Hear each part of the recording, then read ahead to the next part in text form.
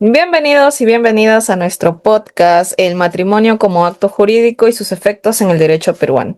Hoy exploraremos cómo esta institución, como base de la familia y de la sociedad, tiene además una profunda dimensión jurídica que genera derechos, deberes y consecuencias legales. Acompáñennos durante este lapso para poder analizar su naturaleza, sus efectos y su extinción con la participación de nuestros compañeros. Jean Chávez, Dayana Tintaya, Gabriel Peña y Rosaura de la Torre. Iniciemos con una breve introducción sobre la definición del matrimonio y su importancia en el derecho peruano. Bien, en el derecho peruano, el matrimonio no solamente representa una unión afectiva, sino también una institución legal que genera un conjunto de efectos personales y patrimoniales, ¿entre quiénes? Entre los cónyuges, lo cual se encuentra regulado en el libro tercero del Código Civil, artículos 234 al 295, donde esto se define como la unión voluntaria concertada por un varón y una mujer legalmente aptos, con el propósito de hacer vida en común. Asimismo, desde el punto de vista jurídico, el matrimonio modifica el estado civil, crea una sociedad conyugal y origina deberes como la fidelidad, la cohabitación, la asistencia mutua y el sostenimiento del hogar. Ahora, para profundizar en este tema, damos pase al compañero Ian Chávez, quien nos hablará sobre la definición y naturaleza del matrimonio. Gracias, Rosaura. Sí, como estabas diciendo, ¿no? En el artículo del Código Civil 234 habla que el matrimonio, ¿no? Es la unión entre un hombre y una mujer, ¿no? Para hacer bien común, ¿no? Pero también señala que tanto el marido y la mujer tienen autoridad en el hogar, consideración derechos, deberes, responsabilidades, ¿no? Iguales. Por lo que, en primer lugar, se tenía que definir si es un contrato o una institución, ¿no? Contrato sería en un principio como un patrimonio entre las partes, ¿no? Entre el hombre y la mujer, pero no afectaría su libre personalidad entre ellas, ¿no? Pero hay una jerarquía superior del matrimonio, ¿no? En relación a los contratos, ¿no? Que pasa a como una institución social y jurídica, ¿no? Pero a la vez hay una manifestación de la voluntad como un acto jurídico, ¿no? Inicialmente, ¿no? Para unirse. Por lo que podemos decir que el matrimonio es como acto un contrato y como Estado una institución. Le doy paso a mi compañera. Gracias, Chávez. Como acto jurídico, el matrimonio nace de la voluntad libre de los cónyuges, pero al celebrarse se convierte en una institución regulada por el Estado. Genera efectos personales y patrimoniales, como la creación de la sociedad de gananciales y los deberes de respeto, asistencia y fidelidad mutua. De esta forma, el derecho equilibra el amor y la legalidad para garantizar la protección y estabilidad de la familia. Ahora le doy pase a mi compañero Gabriel. Gracias, compañera de Llano. Continuando con el tema, vamos a abordar sobre los efectos jurídicos del matrimonio. Eh, Tenemos por entendido que una vez celebrado válidamente un matrimonio produce efectos jurídicos, tanto personales, patrimoniales y hacia terceros. Estos efectos son de orden público, es decir, no pueden ser modificados por la voluntad de los cónyuges, salvo en casos que la ley lo permita. Primer punto, efectos personales. Eh, Estos están contemplados en los artículos de nuestro Código Civil. Tenemos el artículo 288 donde indica el título El deber de fidelidad. El artículo 289 del Código Civil donde nos habla del deber de la cohabitación y la vida en común. También tenemos el artículo 290 del Código Civil donde nos dice el deber de la asistencia y respeto mutuo. Seguidamente, el artículo 240 del Código Civil, donde nos habla del derecho al uso del apellido del cónyuge. Y el artículo 816, donde nos habla sobre los derechos sucesorios en caso de fallecimiento. Otro punto, el efecto patrimonial. Indica que la posibilidad de elegir entre sociedad de ganancial y separación de patrimonios, esto está contemplado en los artículos 295 y 328 del Código Civil. También habla de la administración y disposición de bienes en común en el régimen de sociedad de gananciales y de la obligación de la asistencia económica mutua entre los cónyuges y los efectos frente a terceros. Es una oponibilidad del Estado civil mediante la inscripción del matrimonio, un punto muy, en presunción de paternidad de los hijos nacidos dentro del matrimonio. Esto está contemplado en el artículo 361. y la responsabilidad solidaria frente a deudas familiares. Esto está contemplado en nuestro artículo 292 del Código Civil. Le doy pase a mi compañera, Dayana. Gracias, Gabriel. Bueno, por último, para abarcar lo que es la extinción del vínculo matrimonial, existen dos supuestos: por muerte de uno de los cónyuges y o por divorcio, declarado judicialmente o en la vía administrativa. De acuerdo al artículo 333 del Código Civil, existen causales de separación de cuerpos, como lo que es el adulterio, la violencia física o psicológica, el abandono injustificado, entre otros. Claro está que la separación de cuerpos suspende la vida en común, pero no disuelve el vínculo en sí. Solo el divorcio lo extingue definitivamente. Tras el divorcio, cesan los deberes conyugales, pero subsisten ciertos efectos, como lo es el derecho a alimentos o el uso del apellido del cónyuge en algunos casos. Bueno, cabe destacar también que la jurisprudencia de la Corte Suprema, la casación número 1479-2016, donde se precisó que el divorcio, por causal de separación de hecho, debe ser donde el interpretado como criterios de equidad y respeto a la libertad personal, reconociendo que mantener vínculos formales cuando no existe convivencia, esto atentaría contra la dignidad humana.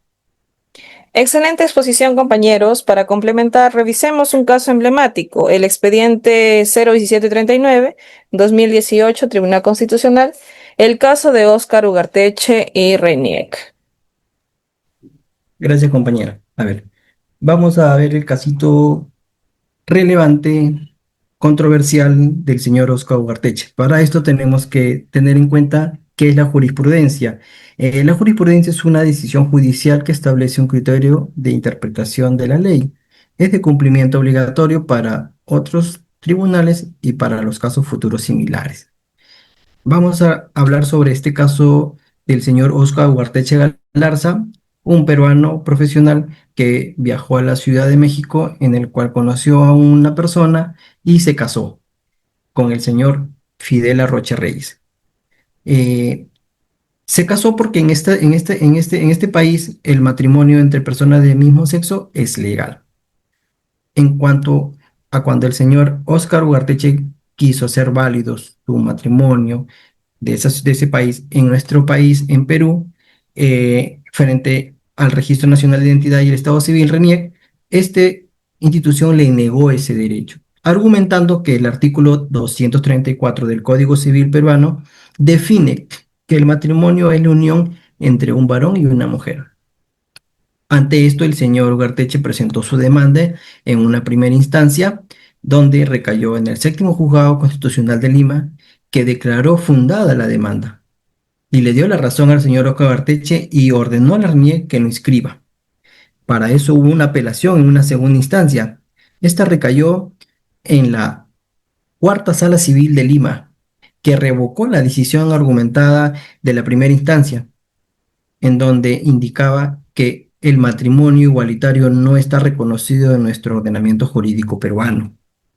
Para esto hubo una tercera apelación. Esto llegó a nuestro Tribunal Constitucional, en el cual declaró infundada y le dio la razón a la norma legal peruana, ya que por mayoría de votos esta fue declarada eh, no a favor del señor Oscar Ugarteche, ya que el- la controversia del caso gira en que el Estado peruano está en la obligación de reconocer matrimonios entre personas del mismo sexo celebrados en el extranjero, pese a que la legislación nacional no lo contempla. Para esto, se enfrentará a un principio de legalidad del derecho civil con los principios constitucionales e internacionales de igualdad y de la no discriminación. Este caso entre Ugarteche y la RENIEC marcó un precedente histórico en el derecho constitucional peruano, ya que evidencia la tensión entre la legislación nacional y los estándares internacionales de los derechos humanos. Aunque la sentencia fue desfavorable, el debate público y jurídico impulsó la discusión sobre la reforma del derecho de la familia y la igualdad entre la ley para las parejas del mismo sexo. De paz, mi compañera. Ahora invitamos a los compañeros a poder brindar su postura de acuerdo a este caso jurisprudencial. Sí, gracias, Rosaura. Justo que lo comentaba el compañero Gabriel, sí es cierto que el Código Civil en el año 1984 señala que la unión como lo mencioné anteriormente, es entre un hombre y una mujer, pero también tenemos que tener en cuenta que tenemos una constitución, ¿no? Y tenemos la constitución, los tratados internacionales, según la pirámide del Kelsen, están en la misma categoría, ¿no? Entonces, ¿qué dice la constitución, no? La constitución en lo que son derechos fundamentales. El artículo 1 dice que es el fin supremo de la sociedad y del Estado es la defensa de la persona humana y respeto a su dignidad como persona, ¿no? Al derecho a su dignidad, a la felicidad, a lo que le produce la felicidad, ¿no? A la alegría, ¿no? También el artículo 2 señala que toda persona tiene derecho a la vida, a la dignidad, a la integridad moral, ¿no? Y que no, y es igual ante la ley, y no puede ser discriminado, ¿no? Por condición de raza, sexo y de cualquier otra índole. En ese caso, de cualquier otra índole se puede interpretar como la orientación sexual entre dos personas del mismo sexo, ¿no? Entonces, como sociedad tenemos que avanzar y cambiar y mejorar, ¿no? Gracias, le doy paso a mi compañero. Gracias, Chávez. El derecho no puede permanecer estático mientras la sociedad cambia. Debemos avanzar hacia un sistema más inclusivo y humano, que reconozca el amor y la convivencia en todas sus formas. El matrimonio no debería definirse solo por el género de quienes lo conforman, sino por la voluntad de compartir un proyecto de vida común, basado en respeto y compromiso. Le doy paso a mi compañero Gabriel. Compañera, siguiendo la postura de este casito en controversia, bueno, mi criterio es que el Estado peruano tiene la responsabilidad de modificar sus normas, ¿no? Sus leyes, de acuerdo a la actualidad y la realidad, ¿no? Ya que existen tratados internacionales que son considerados normas supraconstitucionales, tienen el mismo nivel de jerarquía.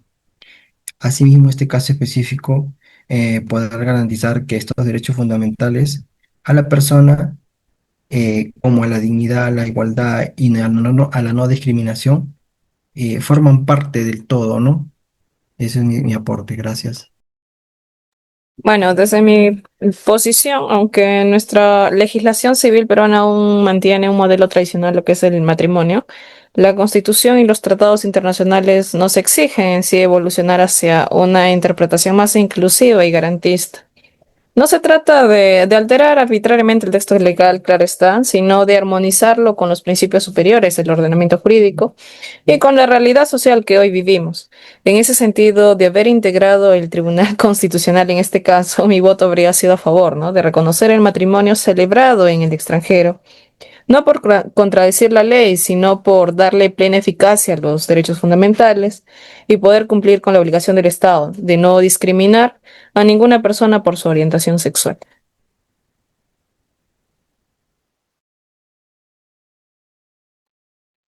Entonces, para concluir, el matrimonio como acto jurídico tiene una doble dimensión. Es una expresión de voluntad entre personas, pero también una institución regulada por normas de orden público. Sus efectos personales y patrimoniales son amplios y su disolución genera consecuencias que el derecho busca equilibrar.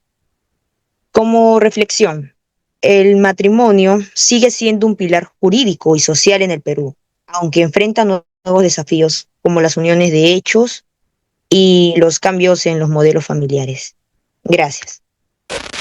Así estamos llegando a concluir. Agradecemos a todos los acompañantes en este episodio del matrimonio como acto jurídico y sus efectos en el derecho peruano.